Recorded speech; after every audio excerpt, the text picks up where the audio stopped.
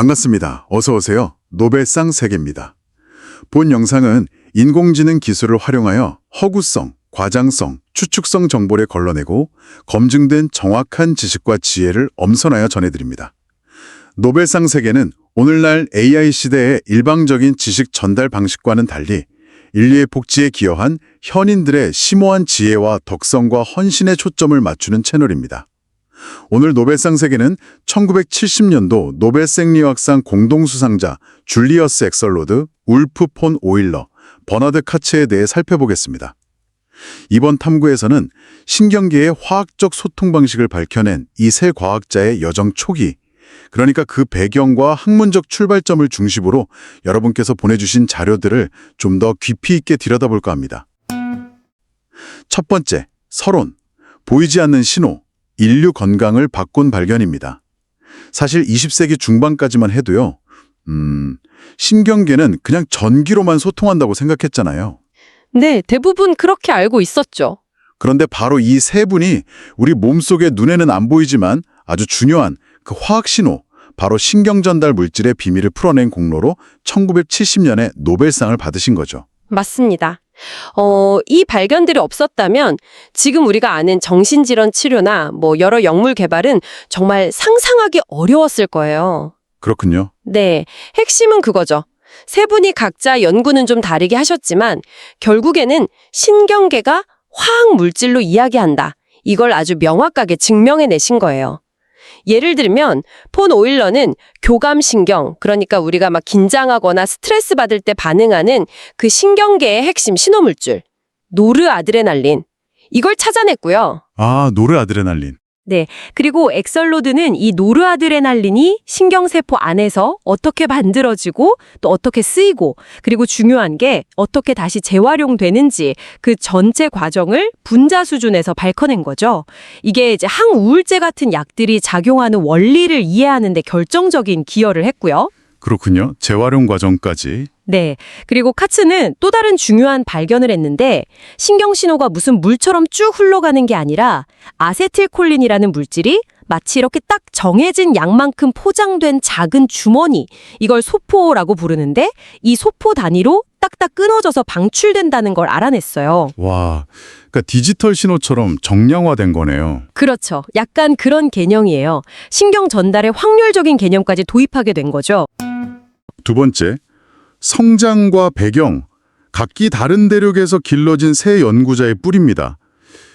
근데 이 세 분 배경을 보면 정말 달라도 너무 다르더라고요. 네, 정말 흥미로운 부분이죠. 엑설로드는 뉴욕의 가난한 유대인 이민자 가정 출신이었고 그러다 보니 되게 실용적이고 근면한 태도를 배워하게 됐다고 하고요. 그렇죠. 반면에 폰 오일러는 스웨덴의 아주 유명한 노벨상 수상자 집안에서 태어나서 어릴 때부터 학문적인 분위기 속에서 자랐죠. 와, 환경이 정말 정반대네요. 네. 그리고 카츠는 또 다른데요. 나치 독일을 피해서 영국으로 망명한 유대인이었어요. 그런 역경 속에서 끈기와 적응력을 키웠고요. 정말 각기 다른 길을 걸어왔는데 근데 정말 재밌는 건 이렇게 배경이 다 다른데도 공통점이 있었다는 거예요. 바로 이론보다는 직접 해보는 실험을 중시했다는 점입니다. 아, 실험요? 네. 엑설로드는 약국 조수 경험이나 실험실 경험에서 그걸 배웠고 폰 오일러는 아버지 연구실에서 직접 보고 배운 거고 카트는 망명 후의 환경이 열악하니까 막 장비를 직접 만들고 고쳐 쓰면서 얻은 실용적인 감각과 집요함이 있었던 거죠. 이게 결국에는 그 보이지 않는 신경 전달 물질의 세계를 탐구하는 데 아주 중요한 밑바탕이 된 겁니다. 세 번째, 학문적 각성, 신경계와 생리학으로 향한 결정적 순간들입니다. 그럼 이분들이 구체적으로 어떻게 신경 연구에 이거다 하고 뛰어들게 됐는지 그 계기들이 궁금한데요. 네, 그런 결정적인 순간들이 있었죠. 엑설로드 같은 경우는 약물약 연구소에서 보조원으로 일했잖아요. 네. 그때 이제 진통제 같은 약물들이 신경 반응에 영향을 미치는 걸 직접 눈으로 보면서 아, 이게 단순히 전기 신호 문제가 아니구나. 뭔가 화학적인 게 있구나 하고 느꼈다는 거예요. 경험에서 나온 깨달음이네요. 그렇죠. 폰 오일러는 조금 다른 각도였는데 신경이랑 호르몬, 이 둘 사이의 경계가 좀 애매하다라는 문제의식에서 출발했어요. 교감신경이 전기 신호만으로는 다 설명이 안 된다는 점에 주목했고 계속 실험을 파고들어서 결국 노르아드레날린을 찾아낸 거죠. 끈질긴 탐구 정신이네요. 네, 카츠는 영국으로 망명한 후에 신경생리학 강의를 들었는데 그때 신경신호가 아주 작은 단위로 전달될 수 있다는 개념에 완전히 매료됐다고 해요. 아, 그 소포 개념으로 이어진 거군요. 맞습니다. 그게 바로 아세틸콜린이 소포 단위로 방출되는 연구로 이어진 결정적인 계기가 된 거죠. 결국 출발점은 다 달랐지만 모두 화학 신호를 기반으로 신경계를 이해한다는 같은 방향으로 나아간 셈이에요. 네 번째, 첫 연구실의 기억 실험과 데이터로 시작된 과학자의 여정입니다. 확실히 첫 연구실 경험이 과학자로서의 태도를 형성하는 데 큰 영향을 미치는 것 같아요. 네, 아주 중요하죠. 그 토대를 만드는 시기니까요. 엑설로드 얘기를 들어보면 그 양리학 실험실 조수 시절에 정말 작은 화학물질 변화가 동물의 행동 같은 큰 반응을 일으키는 걸 직접 데이터로 확인하면서 데이터의 중요성, 집요한 분석의 힘을 몸으로 느꼈다고 하더라고요. 네, 맞아요. 폰 오일러도 스웨덴 카롤린스카 연구소에서 혈압을 조정하는 미지의 물질 같은 걸 추적하면서 복잡한 의학적 문제를 분자 단위의 실험으로 직접 재구성하고 검증하는 그런 훈련을 아주 철저하게 받았죠. 정말 기초부터 탄탄하게 다졌군요. 그렇죠. 카치는 런던 UCL에서 환경이 정말 안 좋았다고 해요. 제한된 자원으로 막 장비를 직접 개조하고 만들면서 수천 시간 동안 개구리 근육에서 나오는 아주 미세한 전류를 기록했답니다. 와, 수천 시간이요. 정말 대단한 집념인데요. 네, 그야말로 집념이죠. 그러니까 이분들에게 첫 연구실이라는 공간은 단순히 실험하는 곳이 아니라 아주 세밀한 데이터를 끈질기게 모으고 분석해야만 보이지 않는 생리현상의 언어를 해석할 수 있다는 그런 과학적 태도, 그 믿음을 심어준 결정적인 장소였던 겁니다. 다섯 번째, 좌절과 논쟁, 난관을 돌파하며 새 길을 찾다입니다. 물론 이 위대한 발견들도 처음부터 순탄하게 인정받았던 건 아니겠죠? 아, 그럼요. 당연히 어려움이 많았습니다. 특히 엑설로드의 그 노르아드레날린 재흡수 개념 있잖아요. 신경세포가 한번 썼던 화학물질을 다시 이렇게 싹 걷어들여서 재활용한다는 아이디어. 이게 당시에는 좀 받아들이기 힘들었다면서요? 네, 맞아요. 그때는 신경신호 전달하면 거의 전기가 주인공이었거든요. 그러니까 화학물질이 뭐 다시 흡수되고 이런 건 약간 부차적인 현상 아니냐 이런 시각이 강했죠.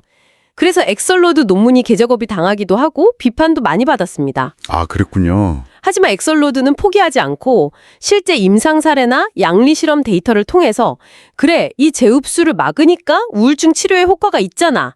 이걸 증명해 보인 거죠. 데이터로 논쟁을 돌파한 겁니다. 결국 증거로 보여준 거네요. 네, 폰오일러나 카츠도 비슷했어요. 폰오일러가 노르아드레날린을 신경전달 물질이라고 딱 규정하려고 했을 때도 신경과학자 쪽에서도 그렇고 내분비학자 쪽에서도 그렇고 글쎄 그게 정말 신경전달 물질일까? 하는 회의적인 시선이 많았어요.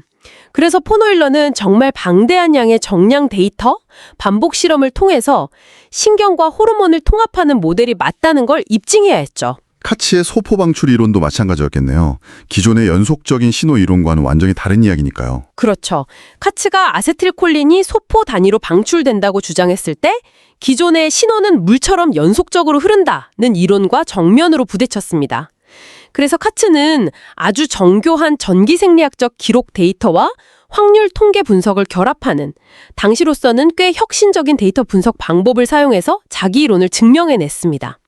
결국 이분들이 겪었던 좌절과 그걸 극복하는 과정 자체가 신경과학이 오늘날처럼 분자적이고 또 확률적인 언어를 사용하는 현대 과학으로 발전하는데 꼭 필요한 단계였다고 볼 수 있습니다.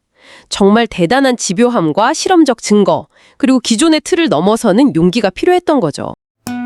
여섯 번째, 결정적 돌파구. 노르아드레날린과 아세틸콜린. 이 신경 전달의 비밀을 푸는 열쇠에 대한 이야기입니다. 우리 신경계가 서로 어떻게 소통하는지 그 비밀의 문을 연 결정적인 순간들이 있었죠. 바로 엑설로드, 폰 오일러, 카츠 이 세 분 과학자 연구 덕분인데요. 네, 맞습니다. 이분들이 신경 전달이라는 게 단순히 전기 신호로만 되는 게 아니다. 정교한 화학 물질, 그러니까 노르아드레날린이나 아세틸콜린 같은 걸로 이루어진다는 걸 밝혀낸 거죠. 정말 각자의 연구가 퍼즐 조각처럼 딱딱 맞춰지면서 신경과학의 어떤 혁명이 시작된 거군요. 네, 특히 폰 오일러의 발견은 중요했습니다. 교감신경이 흥분할 때 그때 나오는 핵심 물질이 바로 노르아드레날린이다. 이걸 딱 규명하면서요. 오랫동안 이게 분리돼서 생각됐었거든요. 신경계랑 호르몬계, 그 사이에 다리를 놓은 셈이에요. 아, 그러니까 몸 전체의 반응을 좀 더 통합적으로 이해할 수 있게 된 거네요. 그렇죠. 새로운 시각을 열어준 거죠. 엑설로드는 여기서 한 걸음 더 나아갔어요. 이 노르아드레날린이 도대체 어떻게 만들어지고 또 어떻게 분비되고 그리고 결정적으로 어떻게 재흡수되는지. 재흡수요? 네, 재흡수. 이게 신호 조절의 핵심 기전이었던 거죠. 그 생애 주기를 분자 수준에서 파헤쳤어요. 이게 바로 오늘날 우리가 아는 항우울제 개발의 문을 활짝 열게 된 계기입니다. 와, 정말 놀라운 발견들인데요. 근데 카치의 접근은 또 달랐다고요? 네, 카치는 좀 달랐어요. 신경 말단에서 아세틸콜린이 나올 때 이게 뭐 물처럼 줄줄 흘러나오는 게 아니라 아주 작은 꾸러미, 소포라고 부르는 단위로 딱딱 끊어져서 나온다. 아, 양자화. 맞아요. 양자화. 그 개념을 밝혀낸 거죠. 이건 정말 혁명적인 생각이었어요. 신경 신호를 그냥 있다 없다 이렇게 보는 게 아니라 확률과 통계로 분석할 수 있는 훨씬 정교한 정보 처리 시스템으로 보게 만든 거예요. 그러니까 이 세 분의 연구가 다 모여서 현대 신경과학이라는 이 거대한 건물에 어떤 주춧돌을 놓은 셈이네요. 그렇습니다. 7번째, 과학계의 반향. 이게 학문적 파장과 새로운 연구의 물결을 일으켰는데요. 이 발견들이 단순히 그냥 논문으로만 남은 게 아니에요. 과학계 전체에 정말 엄청난 파장을 일으켰죠. 뭐 생리학, 양리학은 물론이고 정신의학, 분자 생물학까지 관련 분야의 연구 방향 자체가 재정의될 정도였으니까요. 포닐러의 연구가 특히 그 심혈관계 쪽에 영향을 많이 줬군요. 네, 맞아요. 혈압 조절 메커니즘을 이해하는 데 아주 결정적인 역할을 했거든요. 그래서 고혈압 치료제나 쇼크 치료제 같은 심혈관계 약물 개발을 크게 앞당겼습니다. 엑서로드의 그 재흡수 메커니즘 규명은 역시 정신질환 연구에 정말 큰 영향을 미쳤겠네요. 그럼요. 그 연구가 없었다면 지금 우리가 쓰는 세로토닌 노르아드레날린 재흡수 억제제 SNRI라고 하죠. 이런 현대적인 항우울제나 항불안제 개발은 훨씬 늦어졌을 겁니다. 아, 우울증이나 불안장애 같은 것들의 생화학적 원인을 이해하고 치료하는데 정말 근본적인 토대를 제공한 거군요. 그렇죠. 그리고 카치의 양자 방출 이론. 이거 신경신호 전달의 정량적 분석 시대를 열었어요. 그러면서 전기생리학이랑 뇌의 정보 처리를 수학적으로 모델링하는 계산신경과학의 융합을 촉진했고요. 결국 이 연구들이 신경과학이라는 분야를 분자 수준에서 그리고 정량적으로 파악해야 한다는 새로운 패러다임을 만들고 학문 간의 벽도 허물어버린 거네요. 통합적 신경과학 시대를 열었다. 이렇게 볼 수 있겠군요. 네, 맞습니다. 8번째, 의학과 사회의 적용입니다. 이 신경전달 연구가 바꾼 치료와 산업에 대한 이야기인데요. 학계를 뒤흔든 이 발견들이 그럼 구체적으로 우리 삶, 여러분의 일상과는 어떻게 연결될까요? 아마 생각보다 훨씬 가까이에 있을 겁니다. 그렇죠. 예를 들어 엑설로드 연구는 앞서 말씀하신 대로 항우울제 개발의 핵심 원리를 제공했잖아요. 네. 만약 여러분이나 주변 분이 우울증 치료를 받고 계시다면 그 약효의 상당 부분은 사실 그의 발견에 빚지고 있는 셈이죠. 정신질환을 바라보는 시각과 치료법 자체를 바꿨다고 해도 과언이 아니겠네요. 그렇습니다. 포노일러의 연구 결과는 또 고혈압이나 심장질환 같이 생명과 직결된 심혈관 질환 치료 약물 개발에 결정적인 기여를 했고요. 우리가 스트레스를 받을 때 몸이 어떻게 반응하는지 이해하게 되면서 스트레스 관리 기법이나 관련 산업 발전에도 영향을 미쳤죠. 카치 연구는요? 그것도 응용 분야가 꽤 넓을 것 같은데요. 네. 카츠의 연구는 파킨슨병처럼 신경과 근육의 소통에 문제가 생기는 질환들 있잖아요. 그런 질환들의 진단과 치료법을 개선하는 데 기여했고요. 더 나아가서는 인공지능의 신경망 모델이나 뇌와 기계를 연결하는 인터페이스 같은 첨단 미래 기술의 이론적 기반이 되기도 했습니다. 와, 제약, 정신건강관리, 첨단 기술 분야까지 정말 이분들의 영향력이 미치지 않은 것을 찾기가 어려울 정도네요. 네, 정말 그렇습니다.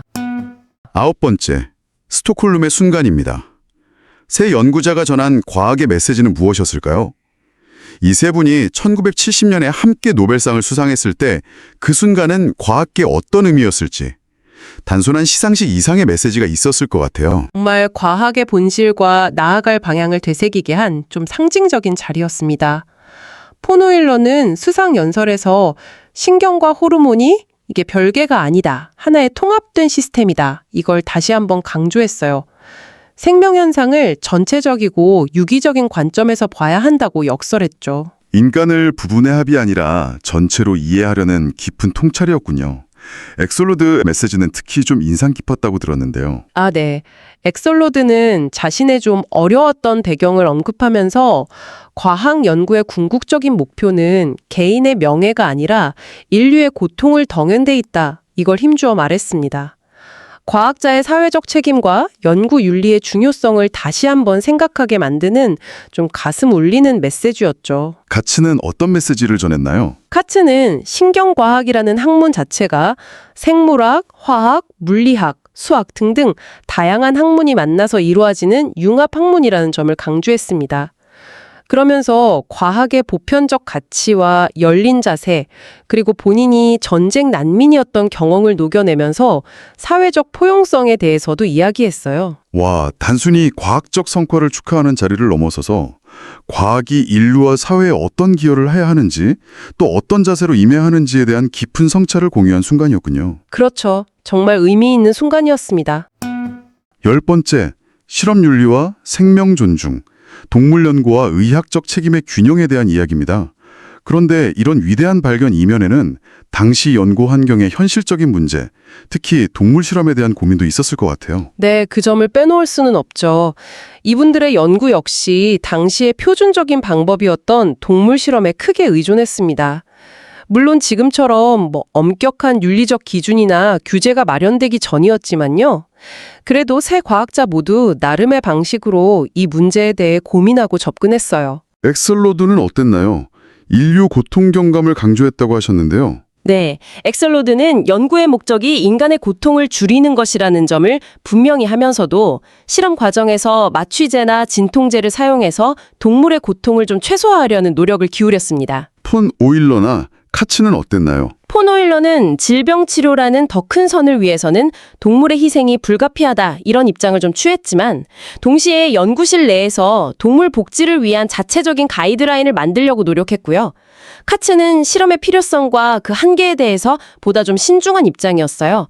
그래서 가능한 비침습적인 전기생리학적 기법을 개발하고 또 수학적 모델링을 활용해서 동물 사용 자체를 줄이려는 시도를 했습니다. 아, 그러니까 당시 상황에서는 최선을 다해 고민하고 노력했다는 거군요. 네, 이분들의 고민과 노력이 비록 초기 단계였지만 이후 동물 실험 윤리 기준을 정립하고 또 비침습적 연구 기법 개발을 촉진하는데 중요한 밑거름이 되었다고 평가할 수 있습니다. 과학 발전과 생명 존중 사이의 균형점을 찾아가려는 그런 초기 노력의 중요한 단면이라고 할 수 있겠죠. 11번째, 말년의 발자취입니다. 노벨상 수상 이후에 이 세 분, 그냥 영광만 누리신 건 아니라고 들었어요. 그 뒤로는 어떻게 지내셨나요? 네, 맞습니다.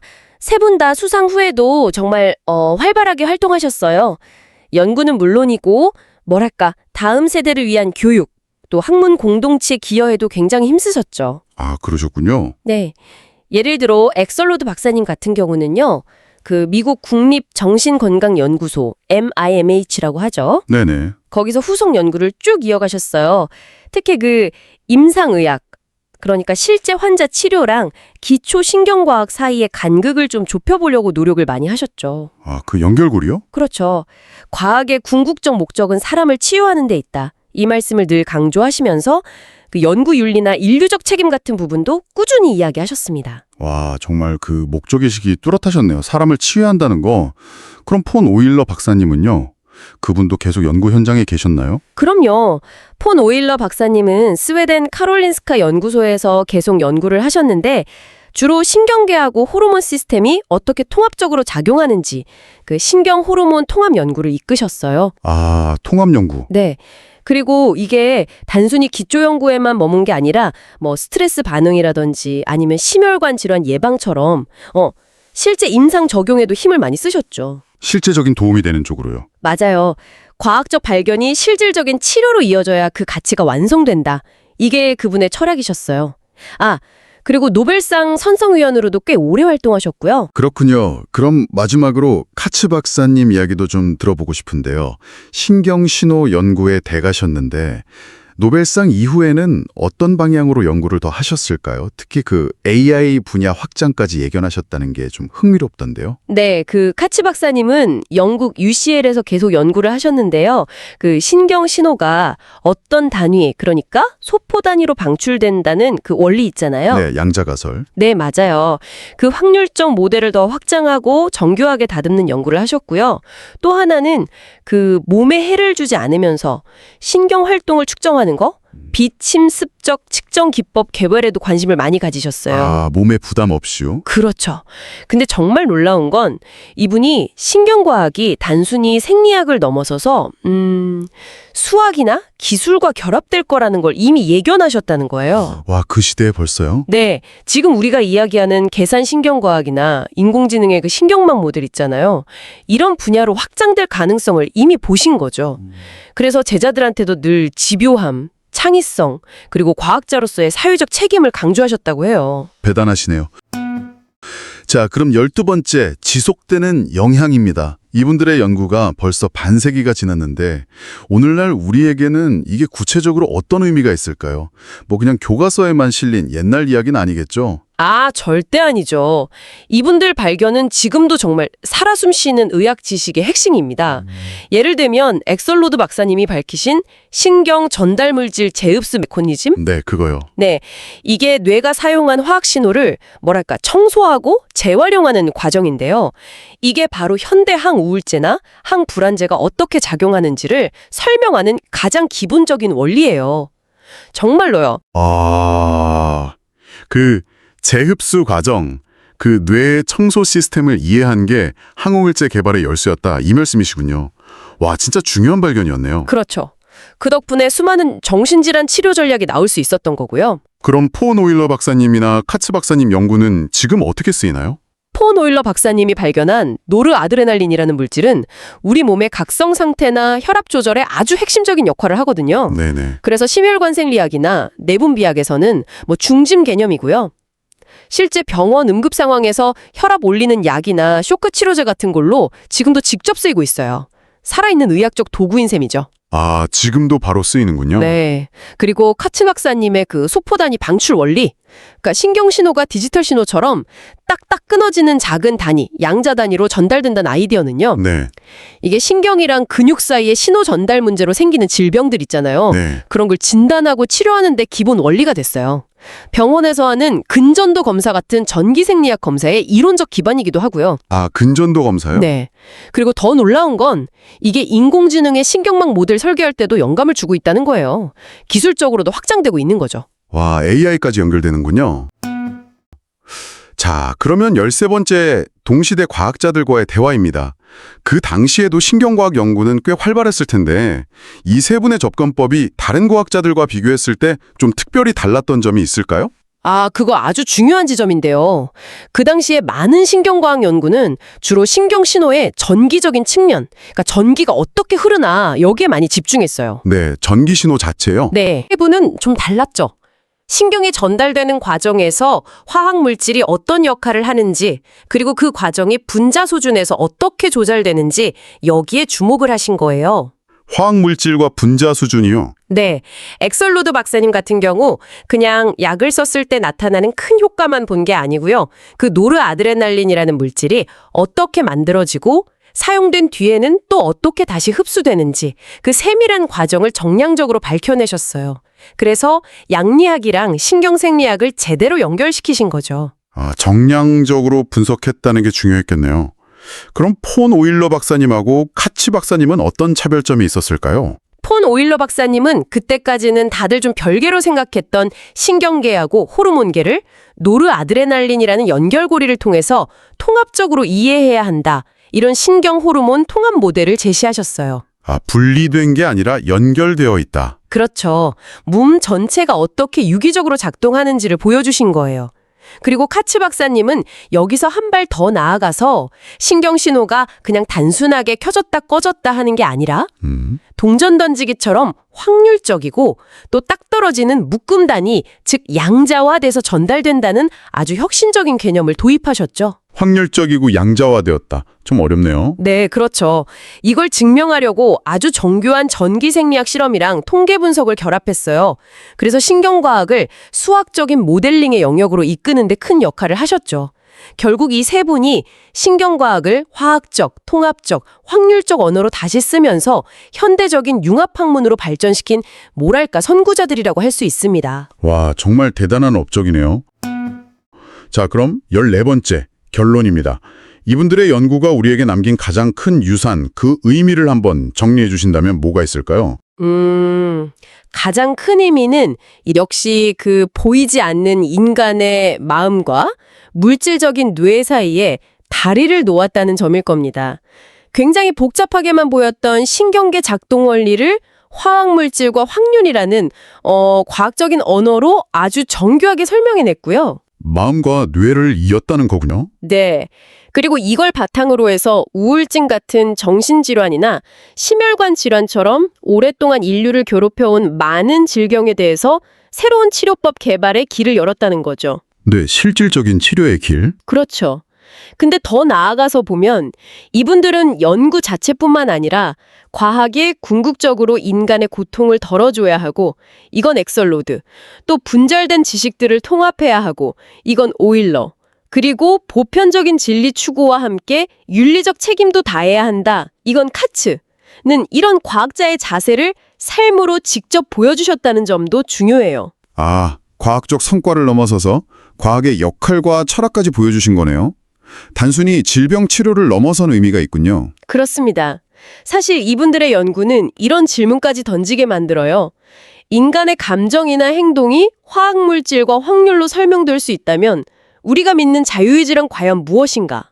혹은 약물로 정신 상태를 조절하는 것이 인간의 본질에 어떤 영향을 미치는 걸까? 같은 아주 깊은 철학적인 질문들이죠. 와, 철학적인 질문까지? 네, 어떻게 보면 과학과 인문학이 만나서 깊이 대화할 수 있는 그런 계기를 마련해준 셈이라고도 볼 수 있습니다. 그러면 지금까지의 이야기를 500자 총평, 핵심 요약으로 요약해 보겠습니다. 1970년 노벨 생리학상을 받은 줄리어스 엑설로드, 울프 폰 오일러, 버나드 카츠는 신경계 연구를 정기적 해부학의 틀에서 해방시켜 화학적, 확률적 언어로 해석 가능한 현대의 신경과학의 초석을 놓았다. 그들의 연구는 항우울제, 심혈관 치료제, 신경근 질환 진단법 같은 실질적 의료 혁신을 낳았고 오늘날 계산신경과학과 인공지능 신경망 연구로 이어지는 학문적 확장을 가능케 했다. 세 사람은 과학이 인간의 고통을 줄이고 학문 간 경계를 허물며 윤리적 책임을 동반할 때 진정한 가치를 가진다는 사실을 몸소 보여주었다. 이상으로 AI 시대의 지식의 홍수 시대에 대응하여 현인들의 지혜와 덕성과 헌신에 초점을 맞추는 노벨상 세계 채널의 1970년도 노벨 생리의학상 공동수상자 줄리어스 엑설로드, 울프 폰 오일러, 버나드 카츠에 대한 이야기를 마치겠습니다. 그러면 다음 1971년도 노벨 생리의학상 수상자 얼 윌버 서더랜드 주니어의 동영상에서 또 만나요.